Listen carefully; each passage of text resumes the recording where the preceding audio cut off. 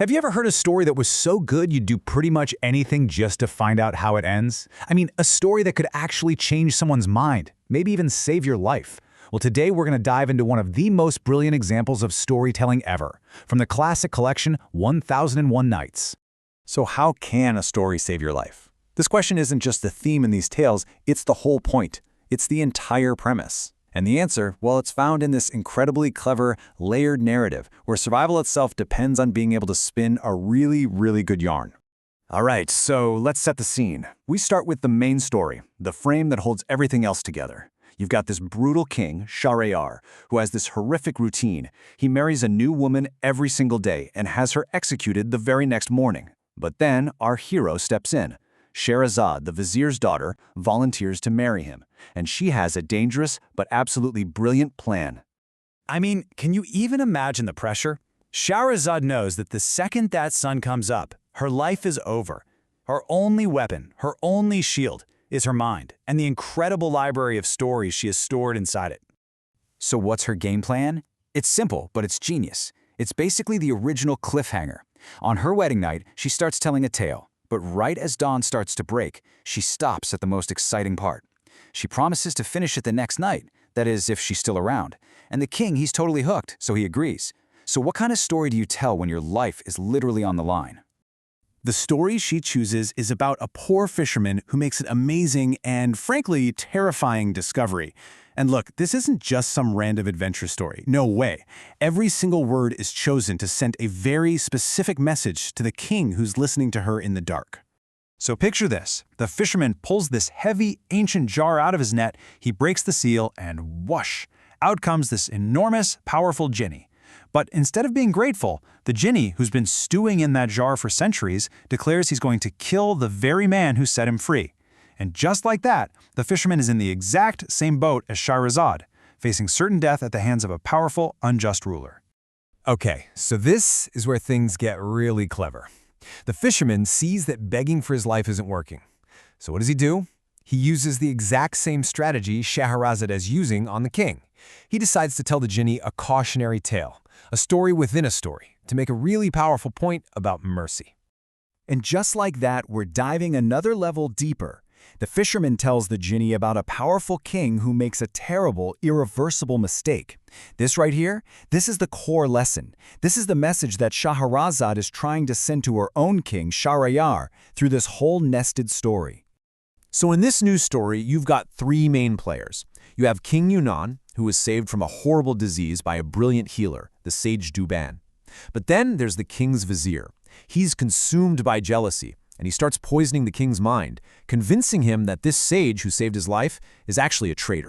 It's just this huge betrayal, right?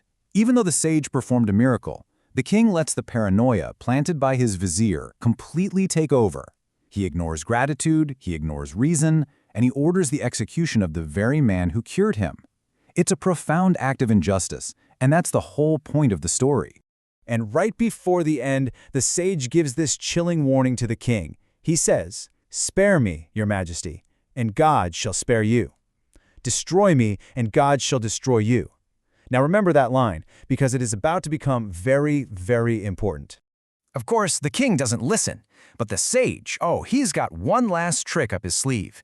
He gives the king a special book, telling him its pages are magical. The king, completely fascinated, has the sage executed. Then, to turn the book's pages, which are all stuck together, he has to lick his finger. But the pages, they're coated in poison. The sage's warning comes true, and the king is destroyed by his own terrible injustice. Okay, deep breath. Let's zoom back out one level to the fisherman and the Jinni. The fisherman has just finished this dark tale. So why'd he tell it? He did it to hold up a mirror to the Jinni, to show him the destructive path he was about to go down. And here it is, the aha moment. The fisherman spells it out for the Jinni. He's basically saying, you see what happened to King Yunan because he refused to show mercy? You're about to make the exact same mistake. The king didn't listen, and he died. The big question is, will the Jinni listen? And you know what? It totally works. The story just clicks for him. The Jinni sees himself as the unjust king, and he realizes he was about to destroy someone who had done nothing wrong to him. The story completely flips his perspective, and he immediately asks the fisherman to forgive him.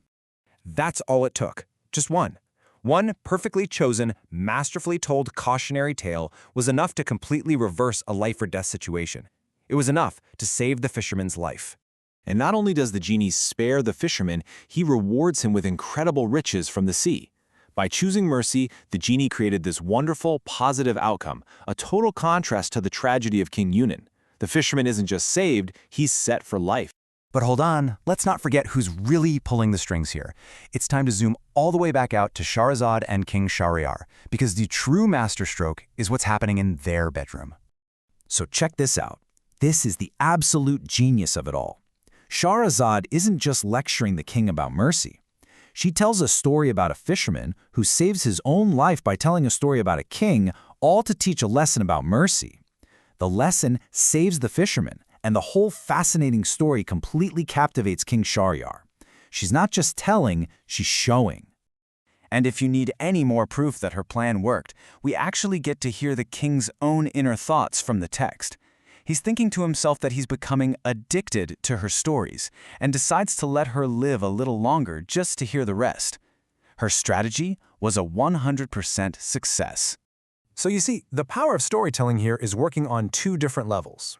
Inside the narrative, a story about injustice saves the fisherman from an unjust death.